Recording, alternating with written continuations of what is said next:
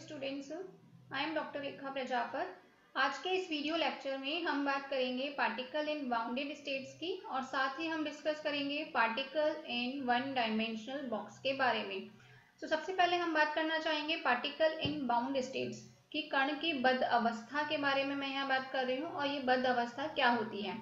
देखिए, जब हम यह कहते हैं कि किसी भी पार्टिकल की मोशन को अगर हम किसी एक लिमिटेड रीजन में कन्फाइंड कर देते हैं तो उस केस में वो पार्टिकल उस रीजन में आगे पीछे कंटिन्यूअसली मोशन करता है। उस केस में कहा जाता है कि यह जो पार्टिकल है वो बाउंड स्टेट या बद्ध अवस्था में है। इसको हम एक डायग्राम के द्वारा इस प्रकार से समझ सकते हैं कि देखिए, यहाँ पे हमारे पास में ये एक बाउंड्री है, ये हमारे पास में एक रीजन है जिसको मैं पॉइंटर से पॉइंट आउट कर रही हूँ। ये हमारे पास में एक रीजन है और इस रीजन में कोई पार्टिकल है जिसका मास m है। वो पार्टिकल इस रीजन में बैक एंड फोर्थ मोशन कर रहा है। तो उस केस में क्योंकि अब इस पार्टिकल की मोशन इस लिमिटेड रीजन में कन्फाइंड हो गई है, तो हम यह कहेंगे कि ये जो पार्टिकल है that it is in bound state. So हम यहाँ पे अभी पार्टिकल इन बाउंड स्टेट्स की बात करेंगे, जिसको हम एक वन डायमेंशनल बॉक्स के द्वारा हम स्टडी करेंगे। देखिए, यहाँ पे हमने इसको जो नाम दिया है इसको हम कहते हैं वन डायमेंशनल बॉक्स। कि अगर कोई पार्टिकल है जिसकी वन डायमेंशनल मोशन है, यानी कि जो पार्टिकल है वो एक पर्टिकुलर डायरेक्शन में मोशन कर रहा है, वन डायमेंशनल मोशन कर रहा है, तो उस केस में हम यह कहेंगे कि एक इनसाइड अ पर्टिकुलर रीजन, कि किसी एक पर्टिकुलर रीजन में उस पार्टिकल की पोटेंशियल एनर्जी जीरो होगी और उसकी जो एक्सट्रीमिटीज है यानी कि इसके आउटसाइड रीजन में उसकी पोटेंशियल एनर्जी इनफाइनाइट होती है। तो उसको हम कहते हैं वन डायमेंशनल बॉक्स। और यह सब बाउंड स्टेट की सभी मोशंस में एक सिंपलेस्ट एग्जाम्पल है। देखिए, हमने यहाँ पे नाम क्या दिया है टॉपिक को, particle in one dimensional box. देखिए, वन डायमेंशनल मतलब हम यहाँ पे एक पर्टिकुलर कोऑर्डिनेट लेके चलेंगे, either it could be x coordinate, y coordinate और जेड कोऑर्डिनेट। सिंप्लीफिकेशन के लिए अभी हमने यहाँ पे एक्स डायरेक्शन की बात की है। देखिए, ये है हमारी एक्स डायरेक्शन और इसमें एक वन डायमेंशनल बॉक्स की हम बात कर रहे हैं। देखिए, ये हमारा एक हमने यहाँ पे कुछ बाउंड्री हमने यहाँ कंसीडर करी है और इस बाउंड्री को हमने क्या नाम दिया है, इससे जो एक बॉक्स बन रहा है आप यहाँ देख सकते हैं, मैं जैसे पॉइंटर से पॉइंट आउट कर रही हूँ, उससे एक यहाँ पे एक बॉक्स बन रहा है और उस बॉक्स की जो चौड़ाई है उसका एक कॉर्नर तो 0 पॉइंट पर है और उसका जो दूसरा कॉर्नर है वो a पॉइंट पर है। यानी कि ये जो बॉक्स है इस बॉक्स की चौड़ाई है a, यानी कि एक पार्टिकल है जिसका मास स्मॉल m है और ये स्मॉल m मास का पार्टिकल 0 से a यानी कि a विड्थ के वन डायमेंशनल बॉक्स में x डायरेक्शन में बैक एंड फोर्थ मोशन कर रहा है। अब हमने यह कहा था कि बाउंड स्टेट की कंडीशन क्या कहती है कि उस रीजन के अंदर, जिस रीजन में वो पार्टिकल कन्फाइंड है, अब ये जो पार्टिकल है ये पार्टिकल केवल a विड्थ के बॉक्स में मोशन करने के लिए कन्फाइंड है, यानी कि ये पार्टिकल केवल इस रीजन में ही मोशन करेगा। और उस केस में हमने यह कहा था कि इस रीजन के अंदर इस पार्टिकल की पोटेंशियल एनर्जी 0 होगी और आउटसाइड, अगर मैं इनकी वॉल्स पे बात करती हूँ, यहाँ जो मैं पॉइंटर से पॉइंट आउट कर रही हूँ, ये इस बॉक्स की दीवार कहलाती है, बॉक्स की वॉल होगी। इन वॉल्स पर पोटेंशियल एनर्जी इनफाइनाइट होगी। सो ये जो फिगर हमने यहाँ पे प्लॉट किया है जिसकी मैं यहाँ पे बात कर रही हूँ, this figure is known as potential energy curve for a particle in one dimensional box. क्योंकि इनसाइड द रीजन 0 से लेके a तक के लिए हम क्या कहेंगे, उसके ऊपर कोई फोर्स काम नहीं कर रहा है या उसकी पोटेंशियल एनर्जी 0 है, बट एक्सट्रीमिटीज पर पोटेंशियल एनर्जी की वैल्यू इनफाइनाइट है। ये बात करिए हमने यानी इसके डिस्क्रिप्शन की।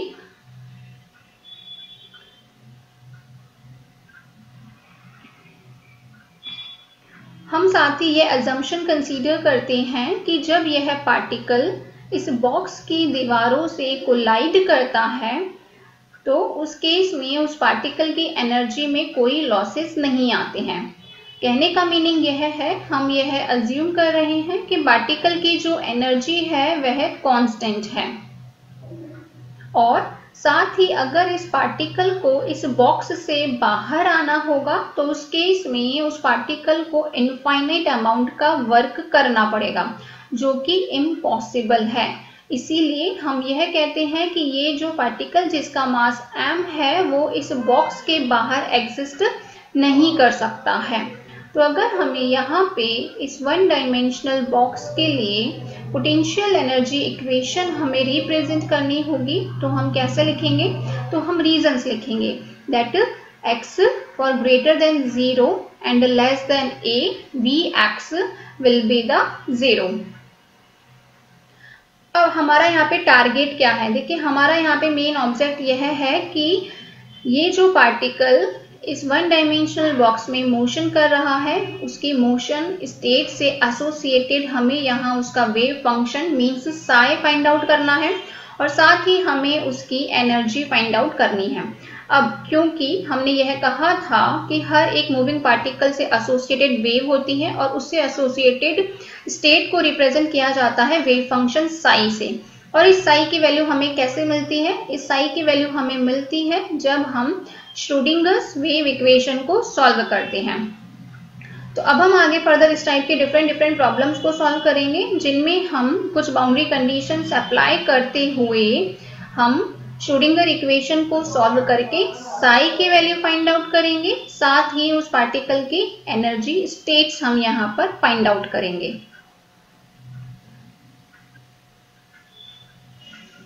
तो हम यहाँ पे सबसे पहले इस m मास के पार्टिकल के लिए उसकी वेव इक्वेशन हम निकाल रहे हैं। अब हमें यहाँ पे बताना है उस पार्टिकल के लिए वेव इक्वेशन। तो वेव इक्वेशन हम कैसे लिखेंगे? हम यहाँ पे time independent Schrodinger wave equation लिखेंगे। अब हम यहाँ पे जो वेव इक्वेशन लिख रहे हैं वो हम इनसाइड द रीजन लिख रहे हैं। इनसाइड द रीजन की मैं यहाँ पे जब बात कर रही हूँ उसका मीनिंग यह है कि मैं इस वन डायमेंशनल बॉक्स के इस रीजन की बात कर रही हूँ, जो कि a विड्थ का रीजन है, that is x is greater than 0 और लेस देन a।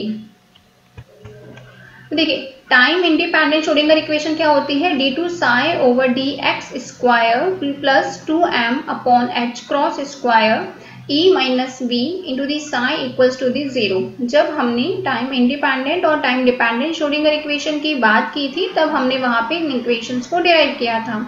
अब हम यहाँ पर डायरेक्टली उन इक्वेशन को यूज में लेंगे psi फाइंड आउट करने के लिए। अब क्योंकि हम यहाँ पे इस बॉक्स के अंदर वाले कन्फाइंड रीजन की हम बात कर रहे हैं और उस रीजन में पार्टिकल की पोटेंशियल एनर्जी की वैल्यू 0 है, तो Vx will be 0 inside the region of the box. In that case, time independent Schrodinger equation will be written as d2 psi over dx square plus 2m upon h cross square e into the psi। हमने यहाँ पे क्योंकि m तो जो है वो उस particle का मास है and h cross is the Planck's constant, so these are the constant values. तो हमने यहाँ पे एक नया कांस्टेंट इंट्रोड्यूस किया है, that is the k square, और k स्क्वायर की वैल्यू हमने ली है 2me upon h cross square.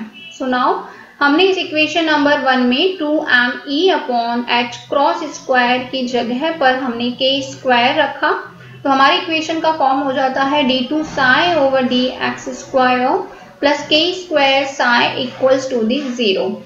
अब क्योंकि यह एक सेकेंड ऑर्डर डिफरेंशियल इक्वेशन है, इस सेकेंड ऑर्डर डिफरेंशियल इक्वेशन का सॉल्यूशन हमें psi की वैल्यू प्रोवाइड करवाएगा। So let the solution of this equation is psi is equals to the a sin kx plus b cos kx। अब यहाँ पर जो a और b है ये हमारे कॉन्स्टेंट्स है, हमें यहाँ पे इन कॉन्स्टेंट की वैल्यू को फाइंड आउट करना है और इन कांस्टेंट की वैल्यू को हम यहाँ पर बाउंड्री कंडीशन अप्लाई करके सॉल्व करेंगे। देखिए बाउंड्री कंडीशन क्या कहती है, बाउंड्री कंडीशन ये कहती है, हमने क्या कहा था कि ये जो पार्टिकल है वो इस 0 से लेके a यानी कि a चौड़ाई के इस बॉक्स में मोशन करने के लिए बाउंड है, यानी कि वो पार्टिकल इस रीजन से बाहर नहीं आ सकता, यानी वो दीवार से बाहर नहीं आ सकता, क्योंकि उसको इस रीजन से बाहर आने के लिए इनफाइनाइट अमाउंट का वर्क करना होगा।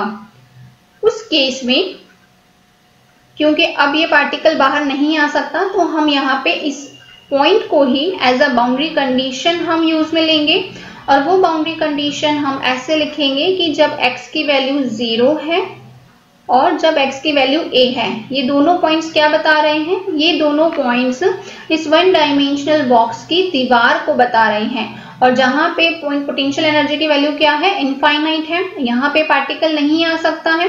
पार्टिकल अगर यहाँ पे नहीं आ सकता है, इट मीन्स उसके एसोसिएटेड वेव यानी कि साई की वैल्यू भी यहाँ पे 0 होगी। सो इस पॉइंट को हम यहाँ पे एज अ बाउंड्री कंडीशन हम लिखेंगे। So there will be two types of the boundary condition for this category. First one will be at the point of x is equals to the 0. x is equals to the 0 पे psi x will be 0, and दूसरी wall पे क्या होगा? x बराबर a point पे psi x will be 0. So इन दोनों boundary condition को हम यूज में लेते हुए a और b कांस्टेंट की वैल्यू फाइंड आउट करेंगे, जिससे हमें एक फाइनल एक्सप्रेशन मिलेगा psi के लिए। सबसे पहले फर्स्ट ऑफ ऑल हमने यहाँ पर ये वाली बाउंड्री कंडीशन अप्लाई करी है, जो कि यह कहती है कि जब हम इस इक्वेशन नंबर 4 में x की जगह पर हम 0 पुट करेंगे, उस केस में psi की वैल्यू भी 0 हो जानी चाहिए। देखिए हमने क्या करा, psi 0 means 0, that is equal to a sin k 0 plus b cos k into the 0। Sine 0 की वैल्यू 0 होती है, लेकिन cos 0 की वैल्यू 1 होती है, यानी हमें यहाँ से एक एक्सप्रेशन मिलता है b is equals to the 0। यानी जब हमने फर्स्ट बाउंड्री कंडीशन को अप्लाई किया है, तो हमारा जो कांस्टेंट था b, उसकी वैल्यू हमें 0 मिलती है। जब हमने इस 0 वैल्यू को इक्वेशन नंबर 4 में रखा, तो हमारे पास में psi की वैल्यू आती है, that psi x is equals to the a sin k x। हमारी इक्वेशन काफी हद तक सिंप्लीफाई हो गई है। अब आगे हमें यहाँ पे a की वैल्यू निकालनी है। इस a की वैल्यू को हम सेकेंड बाउंड्री कंडीशन से फाइंड आउट करेंगे। सो अब हमने यहाँ पे कांस्टेंट a की वैल्यू को फाइंड आउट करने के लिए हमने सेकेंड बाउंड्री कंडीशन अप्लाई करी है, और सेकेंड बाउंड्री कंडीशन कहती है कि जब x की वैल्यू a के इक्वल होती है, यानी कि हम इस वॉल की बात कर रहे हैं, जब x की वैल्यू a के इक्वल होती है, उस केस में b की वैल्यू इनफाइनाइट होगी और psi की वैल्यू 0 होगी। तो हमने यहाँ पे सेकेंड बाउंड्री कंडीशन लगाई, x की जगह a रखा, a sin k a will be equal to the 0। अब क्योंकि कैपिटल A की वैल्यू 0 के इक्वल नहीं हो सकती, क्योंकि अगर A ही 0 हो जाएगा तो इट मीन्स psi की वैल्यू 0 हो गई, यानी कि मूविंग पार्टिकल से एसोसिएटेड वेव फंक्शन की वैल्यू 0 हो जाएगी। That is not at all possible. So we are assuming that A can not be equal to the 0। In that case sin k A will be equal to the 0। अब क्योंकि हम ये कह रहे हैं कि sin k A की किन वैल्यूज के लिए 0 होता है, जब इसकी वैल्यू n पाई के इक्वल होती है। तो यहाँ से हमारे पास में k की वैल्यू आ गई। k की वैल्यू आई क्या है? n pi upon a। और ऊपर हमने अज्यूम किया था that k square is equal to the 2me upon h cross square. तो यहाँ से हमारे पास में k की वैल्यू आ गई, जहाँ पे n की वैल्यू क्या होगी? 1 2 3 एंड सो ऑन।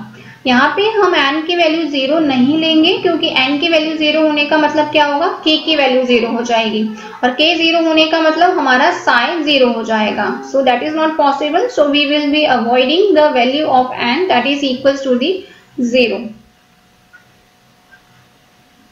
उसका मीनिंग यह होगा कि कोई पार्टिकल जिसकी 0 एनर्जी है which can not be present inside the box.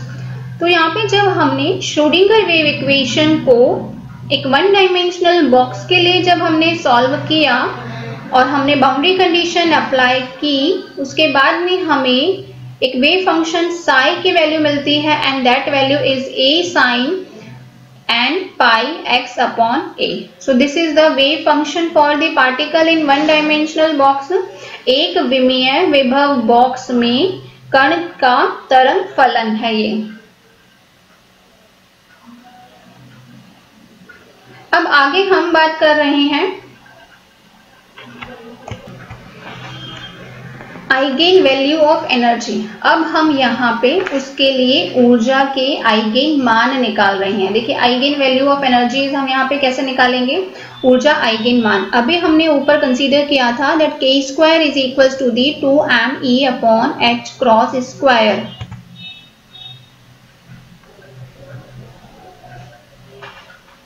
सो यहाँ से वैल्यू क्या मिलेगी हमें, k की वैल्यू हो जाएगी under root of 2me upon h cross square. साथ ही हमारे पास में k की वैल्यू आई है n पाई अपॉन a के इक्वल। सो इस केस में हम जब इसको रीअरेंज करेंगे तो हमारे पास में e की वैल्यू आती है n square pi square h cross square upon 2ma square. और ये वन डायमेंशनल बॉक्स में पार्टिकल की एनर्जी आइगेन वैल्यूज के लिए एक्सप्रेशन है। हम यहाँ पे h क्रॉस की वैल्यू को जब h अपॉन 2 पाई से रिप्लेस करेंगे उस केस में e n, जो कि n इसके e के सबस्क्रिप्ट में है, it's value will be the n square h square upon 8ma square. अब हम यहाँ पे n की अलग अलग वैल्यूज के लिए हम पार्टिकल की एनर्जी फाइंड आउट करते हैं। लाइक हमने कहा था n की जीरो वैल्यू एग्जिस्ट नहीं करेगी। So first of all we will be taking the value of n equals to the 1। In that case E1 will be the h square upon 8ma square. n is known as the quantum number.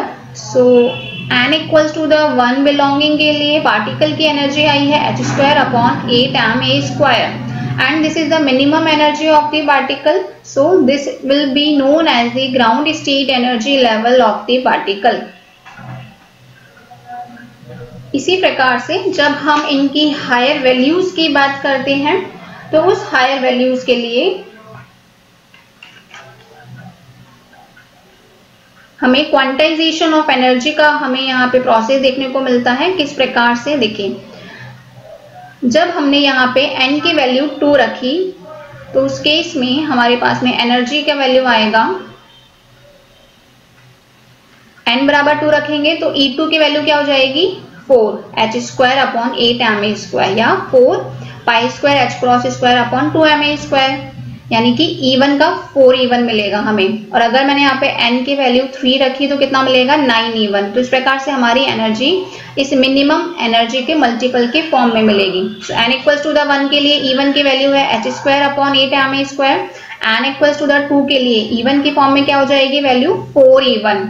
n equals to द 3 के लिए value हो जाएगी 9E1। तो इस प्रकार से हमें यहाँ पे पोटेंशियल बॉक्स में पार्टिकल की एनर्जीज के लिए क्वांटाइजेशन हमें यहाँ देखने को मिल रहा है। और जब हम उस क्वांटाइजेशन के टर्म में पार्टिकल की एनर्जी को प्लॉट करेंगे तो देखिए इस प्रकार से हमने यहाँ पे प्लॉट करा है। ये हमने वन डायमेंशनल बॉक्स की वॉल को रिप्रेजेंट किया है जिसकी चौड़ाई a है और यहाँ हमने उसकी एनर्जी को दिखाया है और राइट साइड में हमने उनके क्वांटम नंबर्स की वैल्यू को प्लॉट किया है। देखिए जब मैंने बात की थी n इक्वल्स टू द 1 के लिए, उस केस में वैल्यू आई थी pi square h cross square upon 2ma square, जिसको मैंने E1 नाम दिया था, तो मैंने उसको 1 से प्लॉट करा या E1 से हम कर सकते हैं। जब n की वैल्यू 2 रखेंगे तो क्या वैल्यू आएगी 4E1, n की वैल्यू 3 रखेंगे 9E1, n की वैल्यू 4 रखेंगे तो 16E1।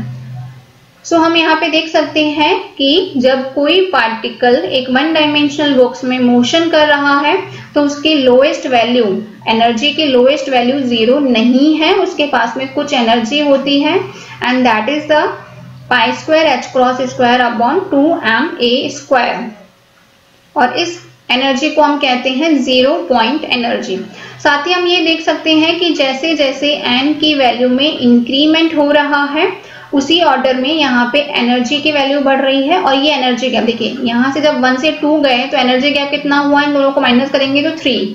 जब हम 2 से 3 में गए, जब हम इनको माइनस किया तो एनर्जी गैप कितना आया 9E1 माइनस 4E1 5E1। यहाँ पे 3E1 था, यहाँ पे 5E1। इसी प्रकार से जब n इक्वल्स टू द 3 से n इक्वल्स टू द 4 की तरफ हमने प्रोसीड किया तो एनर्जी डिफरेंस कितना हो गया 16E1 minus 9E1 that is 7E1।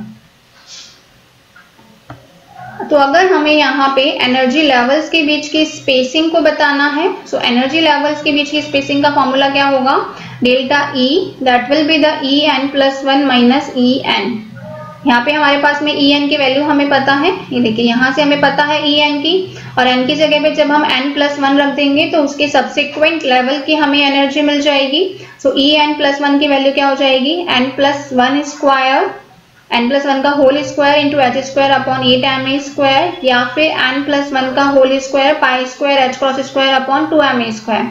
सो इस प्रकार से जब हम इस फॉर्मूले को यूज में लेते हैं तो डेल्टा ई की वैल्यू हम यहाँ से फाइंड आउट करेंगे, और डेल्टा ई की वैल्यू को हम देखते हैं that it is inversely proportional to the square of the width of the box, कि जितना ज्यादा बॉक्स छोटा होगा उतना ज्यादा एनर्जी लेवल्स के बीच की स्पेसिंग होगी।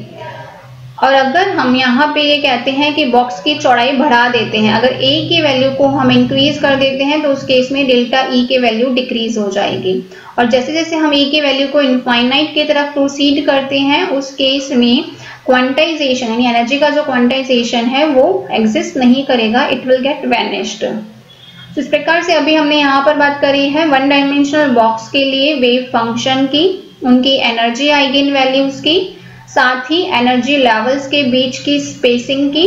आगे फोर्थ पॉइंट में मैं बात कर रही हूँ normalisation of the wave function, तरंग फलन के प्रसामान्यकरण की।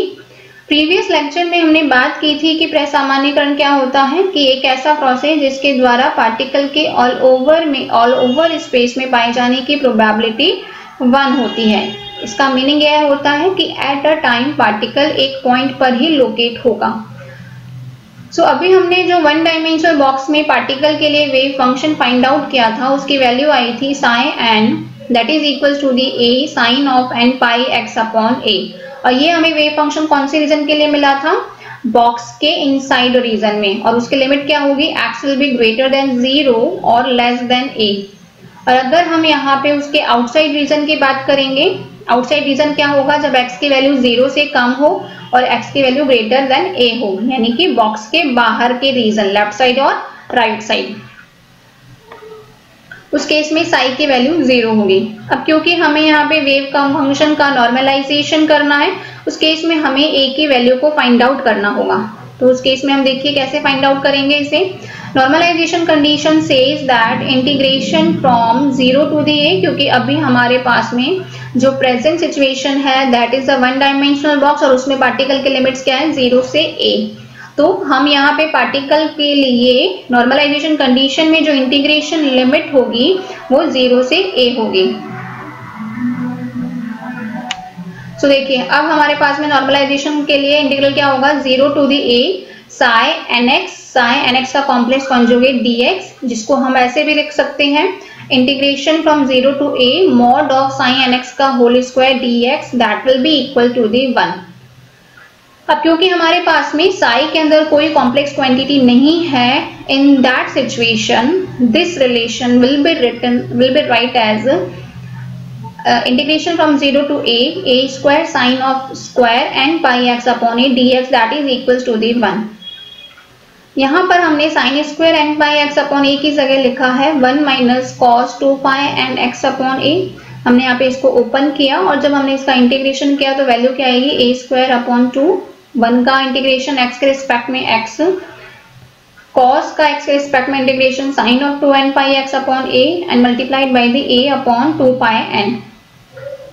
और हमने यहाँ पे बाउंड्री कंडीशन इनके इंटीग्रेशन के लिमिट्स को अप्लाई किया 0 से a, तो उस केस में देखिए अपर लिमिट में क्या रखेंगे हम a, यहाँ पे जब मैं a की वैल्यू रखूंगी तो 0 हो जाएगा, लोअर लिमिट में 0, साइन 0 0 होता है, तो इन लिमिट्स को पुट करने पे हमारे पास में एक एक्सप्रेशन आता है that a square a upon 2 will be equal to the 1।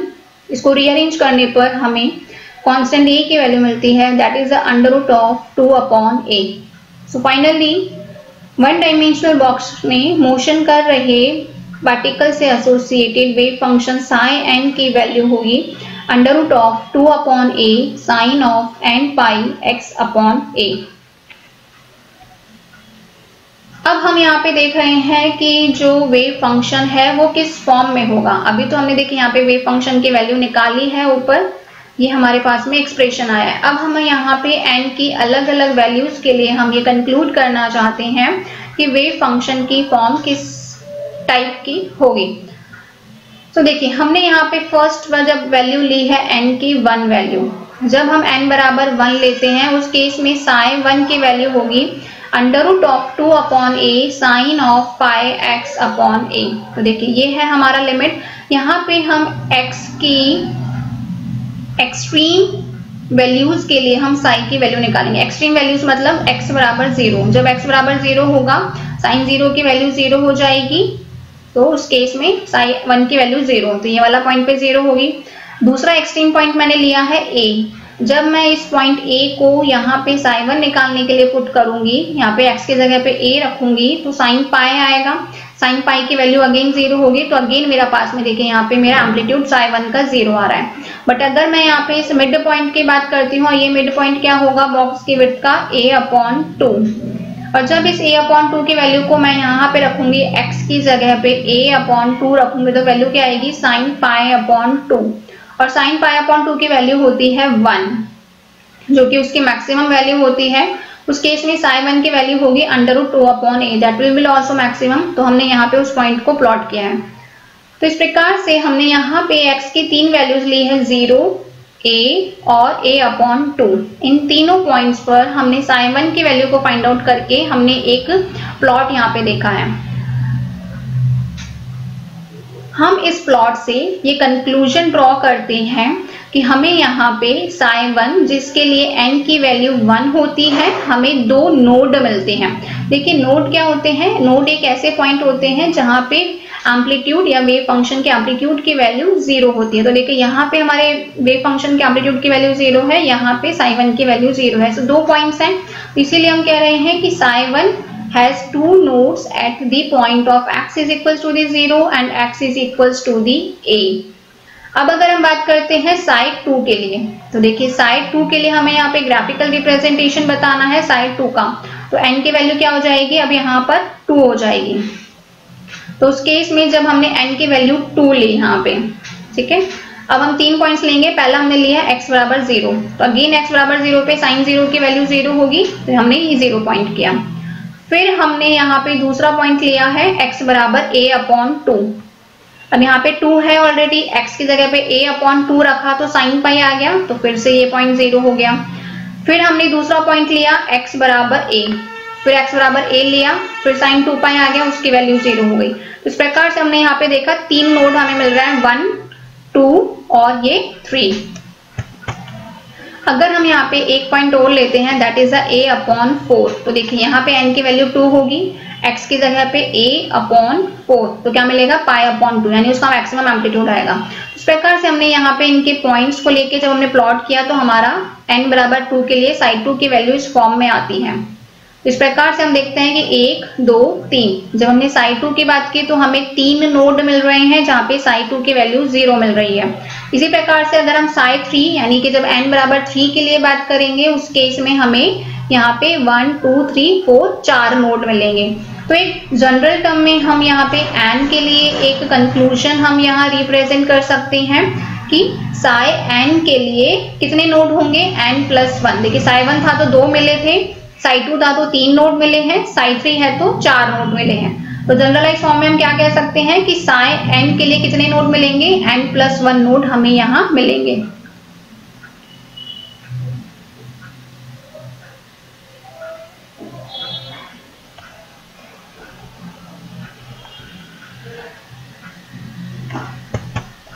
आगे हम बात कर रहे हैं orthogonality of the wave function की, जिसमें हम यह कह सकते हैं कि सपोज हमारे पास में एक नॉर्मलाइज्ड वेव फंक्शन है साई mx, जिसको हमने रिप्रेजेंट किया है √2 upon a sine of m pi x upon a से।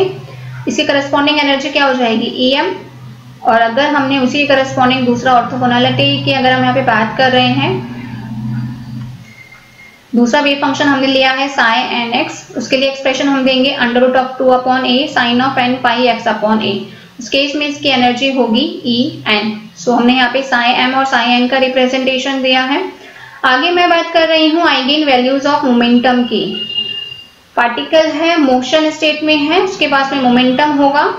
क्या हम रिप्रेजेंटेशन देते हैं मोमेंटम और एनर्जी के लिए, that p square is equal to the 2m e। हमारे पास में e की वैल्यू थी यहाँ पे, हमने यहाँ e की वैल्यू पुट की 2m into the n square pi square h cross square upon 2m e square. Simplify किया तो p स्क्वायर की वैल्यू हमें मिलती है n square pi square h cross square upon a square. It means p n is equals to the n pi h cross upon a और n h upon 2a।